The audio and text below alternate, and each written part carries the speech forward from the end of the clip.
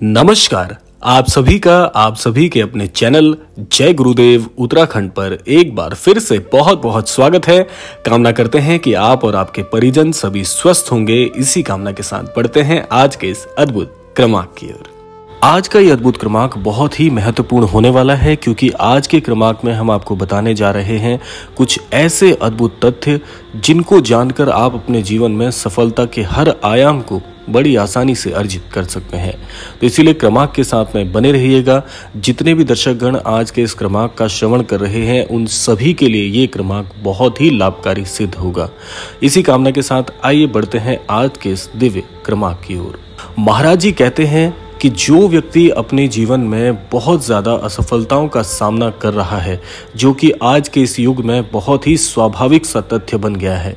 जैसे बहुत से लोगों की शिकायतें होती हैं कि जीवन में बहुत ज़्यादा परिश्रम करते हैं, अपने कार्य पर पूरी तरह से ध्यान देते हैं और हमेशा हमेशा ईश्वर के शरणागत रहते हैं, लेकिन फिर भी जीवन में दुख के बाद भला दुख क्यों आ रहे हैं, ये जीवन इतना ज़्यादा प्रताड़ित क्यों हो रहा है और हम अपने जीवन में बार बार असफलता से क्यों घिरे हुए हैं।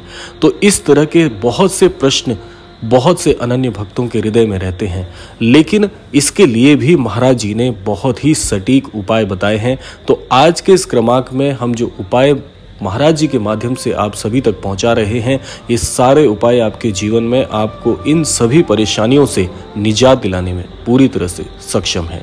आइए जानते हैं महाराज जी कैसे इसके लिए हमें विवरण बताते हैं और इस क्रमांक को हम क्रमबद्ध तरीके से लेंगे। आइए बात कर लेते हैं पहले बिंदु के विषय में। महाराज जी कहते हैं जो व्यक्ति अपने जीवन में बहुत ज़्यादा असफल हो रहा है, जो पूरी मेहनत से अपने काम को करता है, जो पूरी मेहनत से अपने कार्य में राम को देखता है, उसके बावजूद भी यदि उसकी हार हो रही है तो इसमें आपके लिए एक बहुत बड़ा संकेत है। आइए जानते हैं वो संकेत क्या है। देखिए, इस बड़े संसार में बहुत सारे लोग निवास करते हैं, बहुत से लोग ईश्वर में आस्था रखते हैं, बहुत से लोग आस्था नहीं रखते हैं।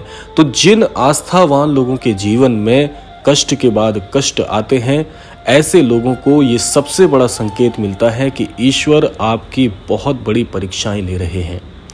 और ऐसा क्यों है, जैसा हमने कल के क्रमांक में भी बात की थी, तो आज इस क्रमांक में इस पर और भी अद्भुत विवरण आपको मिलने वाला है। महाराज जी कहते हैं कि यदि जीवन में तेरी हार के बाद हार हो रही है तो इसमें घबराने की आवश्यकता नहीं है। यदि तू अपने काम को पूरी ईमानदारी से कर रहा है, सत्य के साथ निष्ठा के साथ आगे बढ़ रहा है, लेकिन उसके बाद भी तू विफल हो रहा है, तो तुझे यहाँ पर बिल्कुल भी नहीं घबराना चाहिए, क्योंकि निसंदेह इसके पीछे ईश्वर की बहुत बड़ी योजना तेरे लिए क्रियान्वयन होने वाली है। और उस नई योजना में तुझे जोड़ने से पहले ईश्वर तेरी परीक्षा इसलिए ले रहे हैं ताकि उस नई योजना में तेरे लिए जो तथ्य, तेरे लिए जो ईश्वर ने सोचा है, उस सब कुछ को तू आसानी से ग्रहण कर सके। इसीलिए तेरी ये परीक्षाएं हो रही हैं। अब आप यहाँ पर ये बात सोचिए कि यदि आपके जीवन में कोई बहुत बड़ा परिवर्तन आने वाला है, उस परिवर्तन के लिए भी तो आपको तैयार होना परम आवश्यक है। एकाएक जीवन में आने वाली चीज़ों के लिए जब हम तैयार नहीं रहते तो उन चीज़ों को हम ग्रहण नहीं कर पाते हैं, और जब उस तरीके से ग्रहण नहीं कर पाते हैं तो होता क्या है कि वो चीज़ें हमारे जीवन पे धीरे धीरे हावी होने लग जाती है और वो सफलता भी एक बड़ी विफलता में परिवर्तित हो जाती है। तो क्या आप में से कोई ये चाहेगा कि जब जीवन में कोई बड़ा परिवर्तन हो रहा हो और आप उसके लिए तैयार ना हो तो आने वाली सफलता भी जैसे आपके जीवन में असफलता बन जाए? इससे पहले ही ईश्वर आपके लिए योजनाबद्ध तरीके से आपको तैयार करने के लिए आपकी परीक्षाएं लेते हैं। इन परीक्षाओं में जैसे ही आप उत्तीर्ण हो जाएंगे, अर्थात जब विश्वास रखकर इन परीक्षाओं में आप आगे बढ़ना शुरू करेंगे और जीवन में सफल बनने के लिए आप प्रयासरत होंगे, तो कोई शक्ति आपको पराजित नहीं कर पाएगी।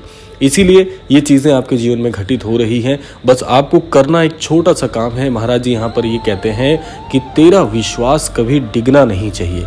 यदि तेरे जीवन में तेरे कोई बहुत ही सर्वप्रिय इष्ट हैं, तो उन सर्वप्रिय इष्ट के चरणों में समर्पित करके स्वयं को उनके लिए विश्वासबद्ध तो बन। और जब तू पूर्णतः विश्वास करने की आदत को अपना लेगा तो फिर जीवन में चाहे सुख का दौर चल रहा हो, चाहे दुख का दौर चल रहा हो, तेरे कदम कभी डगमगाएंगे नहीं। बहुत ही अद्भुत सीख है ये हम सभी के लिए, क्योंकि ऐसा व्यक्ति कोई भी नहीं है जिसके जीवन में कभी कष्ट ना आया हो। और ये भी स्वाभाविक सी बात है कि धैर्यवान से धैर्यवान पुरुष भी मुश्किल की घड़ी में थोड़ा निराश तो हो ही जाता है, क्योंकि मानव प्रवृत्ति ऐसी ही है। सुख के लिए हम बहुत ज़्यादा आकांक्षाएं रखते हैं और दुख को कोई स्वीकार नहीं करना चाहता, लेकिन जब थोड़ा सा जीवन में दुख आता है तो हमारे कदम डगमगा जाते हैं। और इसमें ज़्यादा परेशान होने की आवश्यकता भी नहीं है, क्योंकि उसके लिए महाराज जी ने उपाय बहुत ही अद्भुत बताया है कि तुझे घबराना नहीं है, विश्वास को मजबूत करके चल और इष्ट पर आस्था रख। बस आस्था रखनी है, आस्था को छोड़ना नहीं है, यहीं से तेरा कल्याण प्रारंभ हो जाएगा। आइए बात करते हैं दूसरे बिंदु में महाराज जी क्या कहते हैं। दूसरे बिंदु में महाराज जी कहते हैं कि जब तू बार बार इन परीक्षाओं को देकर पारंगत हो जाएगा तो ये पारंगतता तुझे एक नए जीवन की प्राप्ति भी करवाएगी। अब ये कैसे, आइए इसको जान लेते हैं। देखिए, जब आप बार बार प्रयासरत होने के बाद विफल होने लगते हैं और वहां पर आप स्वयं को संभाल कर विश्वास के साथ अपने पथ पर टिके हुए रहते हैं, तो यहाँ से एक चीज का उदय होता है। वो क्या चीज है? एक अटूट विश्वास। देखिए, विश्वास और अटूट विश्वास दोनों में अंतर है। कई बार बहुत ज़्यादा विश्वास करने के बावजूद परिस्थितियां जब बहुत ज़्यादा प्रतिकूल हो जाती हैं, तो प्रतिकूल परिस्थितियां भी मनुष्य के हृदय को, उसके विश्वास को तोड़ कर रख देती हैं। और जहां आपका विश्वास टूटता है वहीं पर आपको हार की प्राप्ति हो जाती है। लेकिन अटूट विश्वास क्या होता है कि जीवन में चाहे कितने ही बड़े प्रकार के कष्ट क्यों ना आ जाएं, व्यक्ति के मस्तिष्क में एक बात रहती है, चाहे कुछ भी हो जाए, दीनहीन से भी दीन स्थिति क्यों ना हो जाए, लेकिन मेरा विश्वास कोई शक्ति तोड़ नहीं सकती है।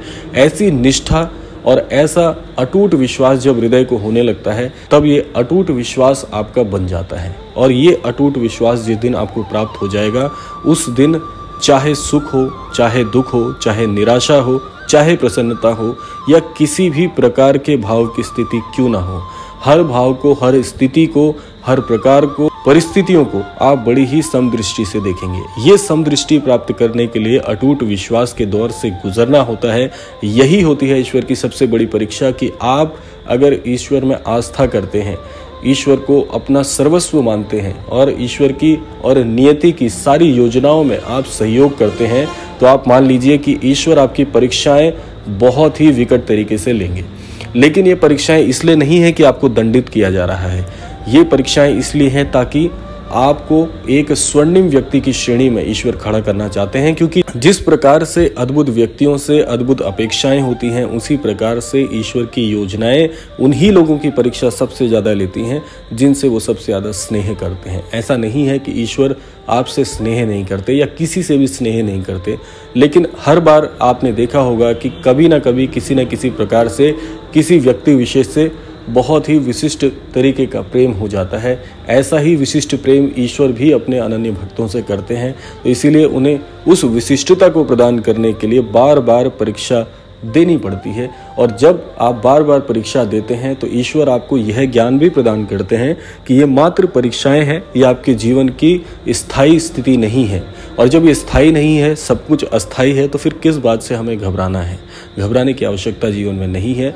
ईश्वर हैं, स्नेही हैं, आपसे बहुत प्रेम करते हैं और आपके लिए हमेशा अद्भुत सोचते हैं। इसी कामना के साथ यही आशा करूंगा, आज का एक क्रमांक यहीं पर विराम की ओर भी आ गया है। यही कामना करूंगा कि ईश्वर महाराज जी आपके विश्वास को अटूट विश्वास में परिवर्तित करें और आपको अपनी अद्भुत भक्ति प्रदान करें। इसी कामना के साथ विदा लेने का समय भी आ गया है। विदा लेने से पूर्व समय है प्रार्थना का। यही प्रार्थना करना चाहूँगा कि श्री महाराज जी सभी को सन्मति और सद्बुद्धि की प्राप्ति कराएं और इस संपूर्ण सृष्टि का, इस संपूर्ण लोक का कल्याण हो। इसी कामना के साथ विदा लेते हैं। मिलते हैं अगले क्रमांक में। तब तक के लिए जय श्री राम, जय गुरुदेव, जय उत्तराखंड।